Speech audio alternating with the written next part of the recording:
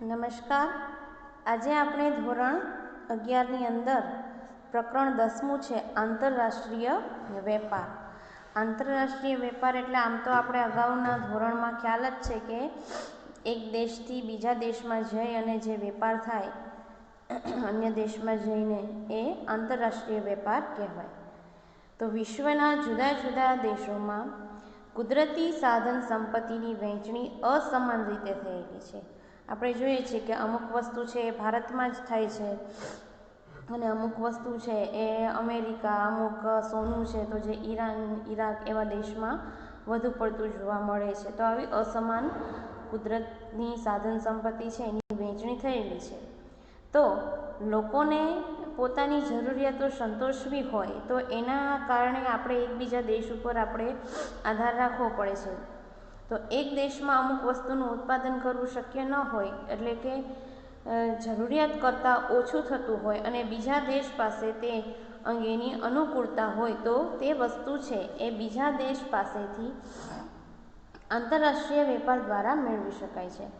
આ ઉપરાંત અમુક વસ્તુઓ જે દેશમાં ઓછા સાધનો, ઓછી મજૂરી, ઓછા ખર્ચે અને સારી ગુણવત્તાવાળી બની શકે તેમ હોય તે વસ્તુઓ દેશમાં બનાવી જુદા જુદા દેશમાં મોકલીને એકબીજાની જરૂરી વસ્તુનો અદલો બદલો કરવામાં આવે છે. તો આ અદલો બદલો કરવામાં આવે તો વિશ્વની સાધન સંપત્તિ છે એનો ઉત્પાદન કાર્યમાં સારામાં સારો ઉપયોગ કરી શકાય. વિકસિત દેશો પાસે ઉદ્યોગો હોય અને અલ્પ વિકસિત પાસે જો કાચો માલ હોય તો બંને વચ્ચેનો વેપાર છે એ અનિવાર્ય બને છે. આંતરરાષ્ટ્રીય વેપારનું વગરનું જગત છે એ આપણે કલ્પી શકાય તેમ નથી. આંતરરાષ્ટ્રીય વેપાર એ પ્રાચીન વ્યવસ્થા છે, નહીં કે હાલમાં આધુનિક વ્યવસ્થા. કારણ કે અત્યારે જોઈએ તો સૌથી આમ જોઈએ તો જરૂરિયાત છે પેટ્રોલ. તો એ આપણે અન્ય દેશ ઉપર જ આધાર રાખવો પડે છે અને એના વગરની દુનિયા જો કલ્પી ન શકતા હોય તો એવી ઘણી બધી એવી વસ્તુ છે કે જે આપણે આંતરરાષ્ટ્રીય વેપાર દ્વારા મેળવીએ છીએ. તો એનો આંતરરાષ્ટ્રીય વેપારનો ખ્યાલ, જ્યારે કોઈ એક દેશના લોકો અને સંસ્થાઓ બીજા દેશના લોકો અને સંસ્થાઓ સાથે વેપાર કરે ત્યારે તે પ્રવૃત્તિને આંતરરાષ્ટ્રીય વેપાર કે વિદેશ વેપાર કહે છે. જો થોમસના મત પ્રમાણે જોઈએ તો એક દેશની પેદાશનો બીજા દેશ સાથે વિનિમય, એટલે કે એક દેશ છે એની જે પેદાશ છે એની બીજા દેશ સાથેનો વિનિમય એટલે વિદેશ વેપાર. હવે એનું મહત્વ શું?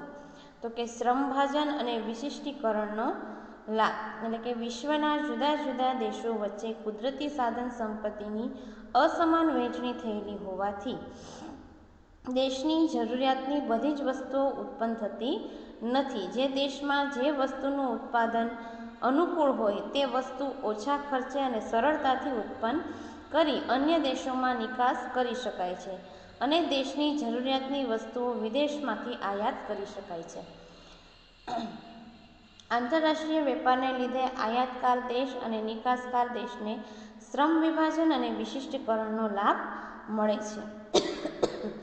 અલ્પવિકસિત દેશનો વિકાસ. આંતરરાષ્ટ્રીય વેપારને કારણે વિદેશી ટેકનોલોજી, આધુનિક સંચાલકીય જ્ઞાન, સંશોધનો, વિદેશી મૂડી વગેરેની આયાત કરી શકાય છે. તો અલ્પવિકસિત દેશો અન્ય દેશો સાથેના સહયોગના કરાર કરી અને ઉદ્યોગ ધંધા સ્થાપીને દેશનો વિકાસ છે એ શક્ય બનાવી શકે છે. ત્યાર પછી સાધન સંપત્તિનો મહત્તમ ઉપયોગ. તો વિશ્વના જુદા જુદા દેશની સાધન સંપત્તિનો મહત્તમ ઉપયોગ આંતરરાષ્ટ્રીય વેપારને લીધે શક્ય બને છે. દરેક દેશ પોતાની જરૂરિયાત પ્રમાણે ટેકનોલોજી, યંત્રો અને માનવ શ્રમની આયાત કરીને પોતાના સાધનોનો મહત્તમ ઉપયોગ શક્ય બનાવે છે. વિવિધ દેશોમાં વસતા લોકો અને તેમની દેશની કુદરતી સંપત્તિનો ઉપયોગ તેમની આવડત મુજબ કરીને ઉત્પાદન વધારે છે અને વધારાના ઉત્પાદન થાય એની શું કરી દે છે? નિકાસ. ત્યાર પછી સહાયક સેવાઓનો વિકાસ. આંતરરાષ્ટ્રીય વેપારને કારણે આયાત અને નિકાસ વેપાર થતો હોવાથી વાણિજ્ય વિષયક સહાયક સેવાઓ જેવી કે બેંક, વીમો, વખાર, સંદેશા વ્યવહાર, વાહન વ્યવહાર અને આડતિયા વગેરેની જે સેવાઓ છે એનો પણ વિકાસ થાય છે. ત્યાર પછી ભાવ સપાટી સ્થિર રાખવા, કારણ કે આંતરરાષ્ટ્રીય વેપાર દ્વારા દેશમાં જે વસ્તુની વધુ પડતી છત હોય એને નિકાસ કરી અને ઘટતા જતા ભાવે અટકાવી શકાય છે. અને તે જ રીતે વસ્તુની અછત છે તેની આયાત કરી અને વધતા જતા ભાવને અટકાવી શકાય છે. કારણ કે માંગ આપણે ઇકોમાં આવે છે, માંગ અને પુરવઠાનો નિયમ છે કે જ્યાં વસ્તુની છત હોય ત્યાં ભાવમાં ઘટાડો થાય છે અને જ્યાં વસ્તુની અછત હોય ત્યાં ભાવમાં વધારો થાય છે. તો એ આના દ્વારા આંતરરાષ્ટ્રીય વેપાર છે એ ભાવ સપાટીને સ્થિર રાખવામાં મદદ કરે છે. ત્યાર પછી ઊંચું જીવન ધોરણ. આંતરરાષ્ટ્રીય વેપારમાં જુદા જુદા દેશો વચ્ચે હરીફાઈ થતી જોવા મળે છે. હરીફાઈમાં ટકી રહેવા માટે ઉત્પાદકો પોતાની વસ્તુની કિંમત ઓછી ને ગુણવત્તા સારી રહે એ માટે પ્રયત્ન કરતા હોય છે. તો સારી ગુણવત્તાવાળી વસ્તુ છે એ નીચી જ કિંમતે મળી જાય તો લોકોના જીવન ધોરણમાં સુધારો થાય છે. સાથે સાથે સંસ્કૃતિ, ફેશન અને જ્ઞાનનો પણ વિનિમય, કારણ કે આંતરરાષ્ટ્રીય વેપાર થાય એટલે કે જુદા જુદા દેશો છે એકબીજાના સંપર્કમાં આવે, એની જાણકારી પ્રાપ્ત કરે, એકબીજાની સંસ્કૃતિ કરે, જેથી લાંબા ગાળે આંતરરાષ્ટ્રીય સુમેળને સંવાદિતા સાધી શકાય છે. આમ જુદા જુદા દેશો વચ્ચે સંસ્કૃતિ, ફેશન અને જ્ઞાનનો વિનિમય થાય છે. આપત્તિમાં સહાયરૂપ. દુષ્કાળ, ધરતીકંપ, રોગચાળો, વાવાઝોડું વગેરે જેવી કુદરતી કે માનવસર્જિત આપત્તિઓમાં વસ્તુઓ પુરવઠો ખોરવાય છે ત્યારે આંતરરાષ્ટ્રીય વેપારનું મહત્ત્વ છે એ વિશેષ હોય છે. ભારત જેવા દેશમાં મોટાભાગે કૃષિ એ વરસાદ ઉપર આધારિત છે, એટલે કે વરસાદ બરોબર થાય તો ખેતી છે એમાં આપણે વધુ સારું પડતું ઉત્પાદન કરી શકીએ. પણ જો પૂરતા પ્રમાણમાં વરસાદ ના પડે તો ખેતીનો પાક છે એ નિષ્ફળ જાય છે. તો આવા સમયે વિદેશથી અનાજની આયાત કરી અને દુષ્કાળ જેવી પરિસ્થિતિ છે એ આપત્તિનો સામનો કરી શકાય છે. ત્યાર પછી વિશ્વ છે સમગ્ર એક બજાર. તો ઔદ્યોગિક રીતે વિકસિત અને સમૃદ્ધ રાષ્ટ્રો ઊંચી ટેકનોલોજીનો ઉપયોગ કરી મોટા પાયા પર ઉત્પાદન કરે છે. આ ઉત્પાદનને વેચવા માટે સતત નવા બજારો છે શોધવા પ્રયત્ન કરે છે અને તે માટે દેશની સીમાઓ ઓળંગે છે. આપણે હાલમાં જ કોરોનાની જે મહામારી છે જેના લીધે અન્ય ઘણી બધી એવી એપ્લિકેશન છે કે જેને જે ચીન લોકોની હતી આપણા દેશમાં એની ઉપર પ્રતિબંધ મુકાઈ ગયો, તો એનો વેપાર છે ત્યાં શું થઈ ગયો છે એ અટકી ગયો કહેવાય. તો આવી રીતના એકબીજા દેશમાં વસ્તુઓ લે વેચ કરવા માટે આપણે સીમાઓ ઓળંગીએ છીએ, પણ સામેના રાષ્ટ્રને આપણા જે માલ છે એની નિકાસ થતાં એ લોકોને આયાત થતાં કંઈ નુકસાન થવું જોઈએ નહીં. પરિણામે આંતરરાષ્ટ્રીય બજાર વિકસે છે. આમ વિશ્વના ઘણા બધા દેશો આંતરરાષ્ટ્રીય બજારમાં પ્રવેશે છે, જેથી વિશ્વ એક બજાર કહેવાય છે. ત્યાર પછી નિકાસ અને વેપાર માટેના પ્રોત્સાહન. તો દેશમાં જરૂરી અને અનિવાર્ય પેદાશોની માંગ સામે પુરવઠો જાળવી રાખવા દેશની સુરક્ષા માટે તથા આર્થિક વિકાસ માટે આયાત કરવી પડે છે. તો આયાતી પેદાશો અને સેવાની ચૂકવણી છે એ આપણે હુંડિયામણમાંથી કરવી પડે. તો હુંડિયામણ મેળવવા માટે દેશની જે અર્થકારણ છે એની સ્થિરતા અને સલામતી માટે આપણે સામે નિકાસ પણ કરવી પડે, કારણ કે આયાત માટે જો હુંડિયામણ ચૂકવવું પડતું હોય તો નિકાસ કરો તો એની સામે હુંડિયામણની તમને કમાણી થશે. તો આ પરિસ્થિતિમાં દરેક દેશ નિકાસોને પ્રોત્સાહન આપે છે અને દેશમાંની જે પેદાશો છે એ વિદેશી આયાતકારોને સસ્તી, ઊંચી ગુણવત્તાવાળી અને માગે ત્યારે મળે તે માટે જે કોઈ પ્રોત્સાહનો નિકાસકારોને આપવામાં આવે છે તેને આપણે નિકાસ પ્રોત્સાહનો કહે છે. નિકાસ પ્રોત્સાહનો આપવાની જવાબદારી છે એ મહદઅંશે સરકારની હોય છે. તો આવા પ્રોત્સાહનો સરકારના હોવાથી, એટલે કે સરકારી હોવાથી તેના માધ્યમો પણ કેવા હોય છે તો કે સરકારી. ક્યાં ક્યાં છે તો કે વેપારી સંધિ, નાણાકીય અને આર્થિક ઉત્તેજન, સંકલિત સુગ્રથિત આર્થિક પ્રોત્સાહન, નાણાકીય સવલતો ને સેવા, બિન આર્થિક સગવડો, વિશિષ્ટ આર્થિક વિસ્તારો, નિકાસ પ્રક્રિયા વિસ્તારો. એમાં આપણે પહેલું જોઈએ વેપારી સંધિ. તો વેપારી સંધિઓના માધ્યમ દ્વારા નિકાસને પ્રોત્સાહન આપવામાં આવે છે. રાજકીય દ્રષ્ટિએ એકબીજાને અનુકૂળ હોય તેવા દેશના રાજકારણીઓ આ માધ્યમ દ્વારા વેપારી સંધિ કરે છે અને વેપારી સંધિ મુજબ કોઈ એક અથવા વધારે દેશ અન્ય કોઈ એક કે વધારે દેશોની પેદાશ અને સેવાઓની આયાત કરશે અને અગ્રિમતા આપશે તેવો કરાર કરે છે. ત્યાર પછી નાણાકીય અને આર્થિક ઉત્તેજન અને વળતર. તો નાણાકીય અને આર્થિક ઉત્તેજન વળતરના માધ્યમ દ્વારા નિકાસ પ્રોત્સાહન પૂરું પાડવામાં આવે છે. તો આ માધ્યમને ખૂબ જ મોટા પ્રમાણમાં અને લાંબા સમયથી ઉપયોગમાં લેવાય છે. તો આ યોજના અનુસાર નિકાસકારને નક્કી કરેલા દરે સીધું વળતર આપવું. બી. નિકાસ પાત્ર પેદાશો પરના વેચાણ વેરા અને આબકારી વેરા નહીં લેવા કે ઓછા લેવા. ત્યાર પછી સી આપેલું છે, નિકાસ આવકને સંપૂર્ણ કે અંશતઃ આવકવેરામાંથી મુક્તિ આપવી અને નિકાસની પેદાશનો કાચો માલ, અન્ય સાધનો અને વીજળી સસ્તા ભાવે આપવી વગેરે જેવા ઉત્તેજન વળતરો આપવામાં આવે છે. ત્યાર પછી છે સંકલિત અને સુગ્રહિત આર્થિક પ્રોત્સાહન.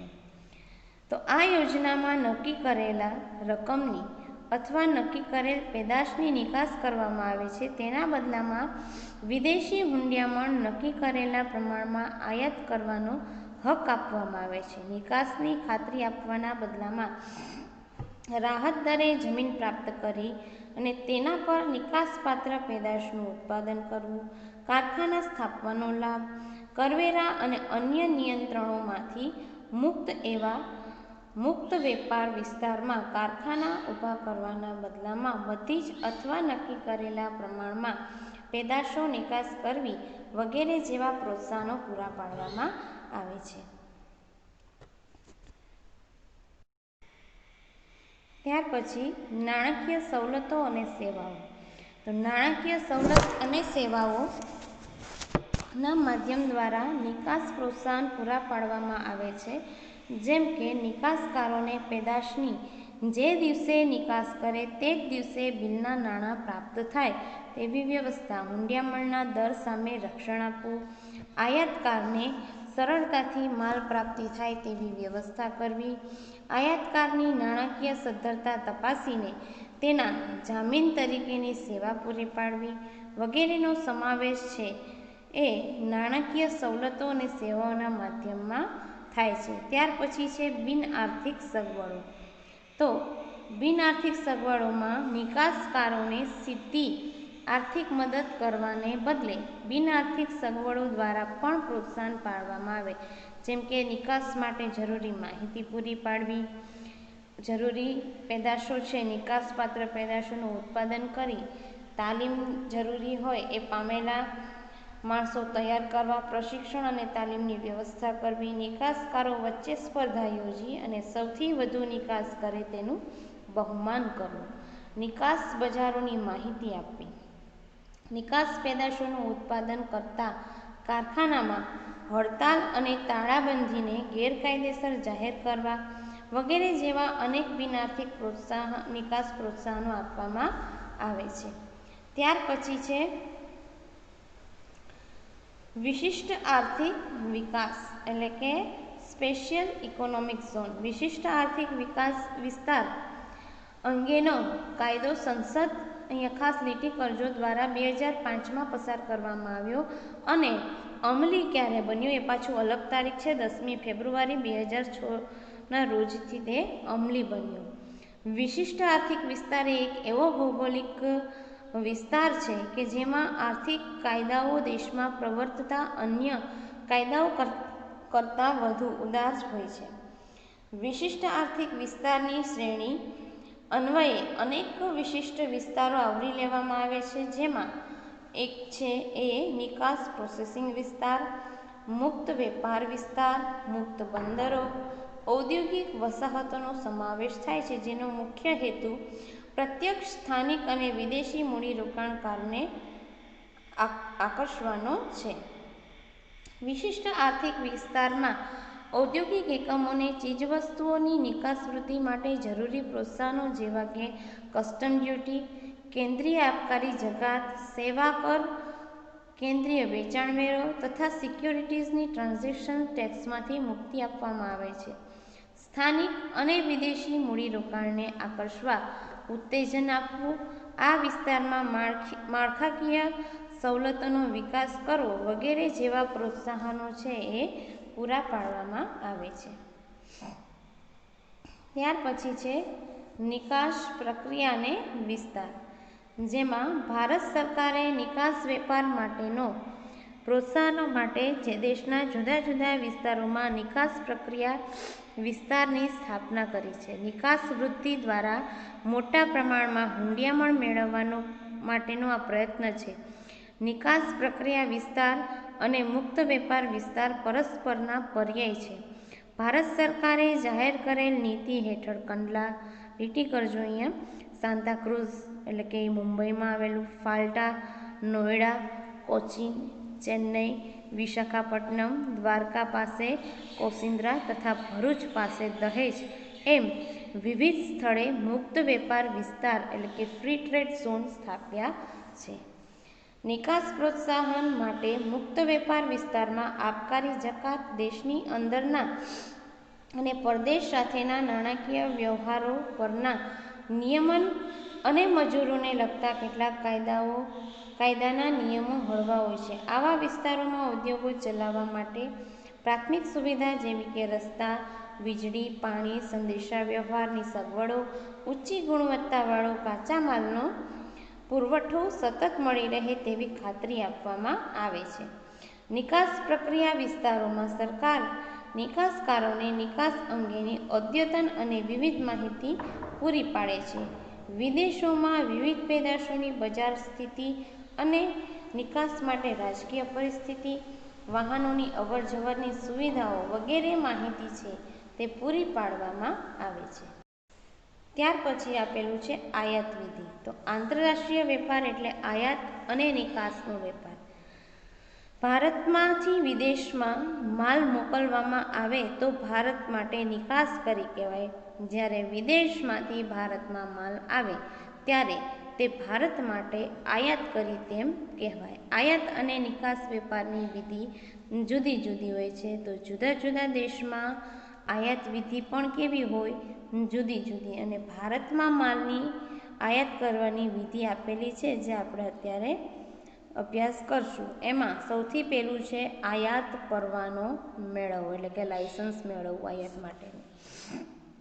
એમાં સરકારે બહાર પાડેલી આવશ્યક ચીજવસ્તુઓ અને સેવાઓની યાદીમાંથી વસ્તુની આયાત કરવી હોય તો સામાન્ય પરવાનો એટલે કે ઓપન જનરલ લાયસન્સ મેળવવું પડે છે, જે ખૂબ જ સરળ છે. આ યાદી સિવાયની વસ્તુની આયાત કરવી હોય તો આયાતકારે આયાત વેપાર નિયામકને અરજી કરવી પડે. અરજીમાં આયાતકારનું નામ, સરનામા, માલની સંપૂર્ણ વિગત, આયાતકારની આર્થિક સ્થિતિ, માલ કયા દેશમાંથી આયાત કરવાનો છે તે દેશનું નામ વગેરે દર્શાવવામાં આવે છે. અરજીની વિગતો તપાસતા અધિકારીને સંતોષ થાય તો આયાત પરવાનો આપે છે. આયાત કરવા માટે જો ક્વોટા પદ્ધતિ અમલમાં હોય તો આયાતકારને નિશ્ચિત ક્વોટા દર્શાવતું ક્વોટા પ્રમાણપત્ર આપવામાં આવે છે. ત્યાર પછી હુંડિયામણ મેળવવાની વ્યવસ્થા કરવી.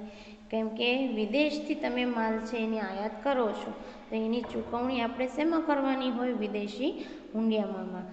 એ વિદેશી હુંડિયામણ છે એની ઉપર રિઝર્વ બેંક ઓફ ઇન્ડિયાનું નિયંત્રણ હોય છે. રિઝર્વ બેંક ઓફ ઇન્ડિયાને અરજી કરતાં પહેલાં જે બેંકોને હુંડિયામણનો વેપાર કરવાની સરકારે પરવાનગી આપી હોય તે બેંકને અરજી કરવી પડે છે. આયાત પરવાનાને આધારે બેંક આયાતકારના અરજીપત્રક ઉપર શેરો કરી આપે છે. ત્યારબાદ રિઝર્વ બેંક હુંડિયામણ મંજૂર કરે છે. અરજીપત્રકમાં વર્તમાન ચલણ દર પ્રમાણે કયા દેશનું કેટલું ચલણ જોઈએ તે અમેરિકન ડોલરમાં દર્શાવવું પડે છે. ત્યાર પછી ઓર્ડર મૂકવો. આયાત પરવાનો અને હુંડિયામણની કાર્યવાહી પૂરી થયા પછી આયાતકાર છે એ નિકાસકાર દેશના જુદા જુદા ઉત્પાદકો અને નિકાસકારો પાસેથી માલની વિગત, કિંમત, અન્ય શરતોની માહિતી મેળવે છે કે જે ઉત્પાદક કે નિકાસકારની શરતોને અનુકૂળ લાગે તો તેને ઓર્ડર આપે છે. અને આયાતકાર માલની આયાત અંગેના જે ઓર્ડર આપે, લીટી કરજો, તેને ઇન્ડેન્ટ કહેવાય છે. ઇન્ડેન્ટમાં માલની વિગત, કિંમત, પેકિંગ, વીમો, ટ્રાન્સપોર્ટ, કંપનીનું નામ વગેરે બાબતોની સ્પષ્ટતા કરવામાં આવે છે. ત્યાર પછી શાકપત્ર મોકલ. તો શાકપત્ર એટલે કે લેટર ઓફ ક્રેડિટ એને એટલે આયાતકાર વતી નિકાસકારને નાણાં ચૂકવવાની ખાતરી આપતો દસ્તાવેજ. ત્યાં લીટી કરજો, પૂછાય છે શાકપત્ર એટલે શું. નિકાસકારની આયાતકારની આર્થિક સદ્ધરતા જાણવા માટે શાકપત્ર માગે છે. આયાતકારે પોતાની બેંક પાસેથી શાકપત્ર મેળવીને નિકાસકારને મોકલવું પડે છે અને શાકપત્ર મળે એટલે નિકાસકારને નાણાં મળશે એવી ખાતરી રહે છે.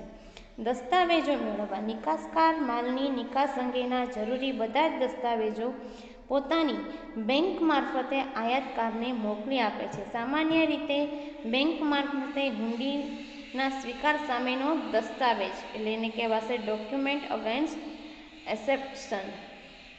નાણાંની ચૂકવણીનો સામેનો દસ્તાવેજ એટલે કે ડોક્યુમેન્ટ અગેન્સ્ટ પેમેન્ટ મોકલે છે, જે આયાતકાર છે એ છોડાવે છે. ત્યાર પછી માલ પ્રાપ્તિનો ઓર્ડર મેળવવો. આયાતકારને મળેલા દસ્તાવેજમાં બિલ ઓફ લેડિંગ એ માલની માલિકી દર્શાવતો દસ્તાવેજ છે. આ દસ્તાવેજ ઉપર નિકાસકાર શેરો મારી અને આયાતકારને માલની માલિકીની તબદીલી એટલે કે ફેરબદલી કરે છે. આ દસ્તાવેજ જહાજી કંપનીના કાર્યાલયે રજૂ કરવાનો હોય છે. જહાજ મારફતે આવતા માલનો કબજો જહાજી કંપની પાસે હોય છે. જો આયાતકારે નૂર ભરવાનું હોય તો તે ભરી દેતા બિલ ઓફ લેન્ડિંગ ઉપર જહાજી કંપનીનો શેરો મારી અને જહાજના કપ્તાનને આયાતકારની તરફેણમાં માલ છૂટો કરવાનો આદેશ આપે છે, જેના આધારે આયાતકાર છે એ માલ છોડાવી શકે છે. ત્યાર પછી આયાત જકાત ભરવી એટલે કે વિદેશથી મંગાવવામાં આવેલા માલ ઉપર આયાતકારે જકાત ભરવી પડે છે. જ્યાં સુધી આયાત જકાત ન ભરાય કે જકાત મુક્તિનું પ્રમાણપત્ર ન મળે ત્યાં સુધી આયાતી માલને બંદર બહાર લઈ જવા દેવામાં આવતો નથી. અહીંયા લીટી કરજો. એલચીનું ભરતિયું એટલે કે કન્સ્યુલર ઇન્વોઇસ અને માલની ઉત્પત્તિના પ્રમાણપત્રને આધારે જો ઓછી જકાત ભરવાની હોય તો તે માટે બિલ ઓફ એન્ટ્રી નામનું પત્રક તૈયાર કરવું પડે છે. આ પત્રકમાં જહાજનું નામ, વિદેશમાં જે બંદરેથી માલ ચડાવવામાં આવ્યો તે બંદરનું નામ, નિકાસકારનું નામ, સરનામું, આયાતકારનું નામ અને સરનામું અને માલની સંપૂર્ણ વિગત દર્શાવવામાં આવે છે. આ પત્રકની વિગતોને આધારે જકાત નક્કી કરવામાં આવે છે અને નક્કી કરેલ જકાત ભરપાઈ કરવામાં આવે છે. એટલે કે જકાત અધિકારી બિલ ઓફ એન્ટ્રી પરથી તે માહિતી આપતો શેરો કરી અને આયાતકારને આપે છે. જકાત ન ભરેલા માલને બોન્ડેડ ગોદામમાં રાખવામાં આવે છે. ડોક ચાર્જની ચૂકવણી. આયાતકારે હવાઈ માર્ગ હોય, જમીન માર્ગ કે દરિયાઈ માર્ગ જે માર્ગે માલ મંગાવ્યો છે તે સ્થળે વાહન આવે ત્યારે તે સ્થળનો જે વપરાશ કર્યો એ બદલ જે ખર્ચ ચૂકવવામાં આવે છે તેને ડોક ચાર્જીસ કહે છે. ડોક ચાર્જીસ એટલે શું? પ્રશ્ન પૂછાય છે. ડોક ચાર્જીસ જે તે સ્થળ પરના સાધનો, સગવડોને વાહન ઉપરથી માલ ઉતારી આયાતકાર માલનો કબજો મેળવે ત્યાં સુધીના તમામ ખર્ચનો સમાવેશ થાય છે. ડોક ચાર્જીસ ભરી દીધા પછી જે રસીદ આપવામાં આવે તેને ડોક રસીદ કહેવામાં આવે છે. ત્યાર પછી માલનો કબજો મેળવવો. તો આયાતકારે તમામ કાર્યવાહી કર્યા બાદ કબજો મેળવે છે. માલનો કબજો નિશ્ચિત સમયગાળામાં બોન્ડેડ ગોદામમાંથી તેને ખસેડવાનો રહે છે. જો તે માલ નિશ્ચિત સમયગાળામાં ખસેડવામાં ન આવે તો બોન્ડેડ ગોદામને વધુ સમય માટે ઉપયોગમાં લેવા માટે જે ભાડું ચૂકવવું પડે તેમને ડેમરેજ કહેવાય. એટલે કે ડેમરેજ એને ચૂકવવું પડે છે. તો આપણે અહીંયા સુધી આ પ્રકરણ એટલે કે આયાત નિધિ છે ત્યાં સુધી આપણે ભણ્યા. નિકાસ વિધિ છે આપણે નેક્સ્ટ વિડીયોમાં ભણશું.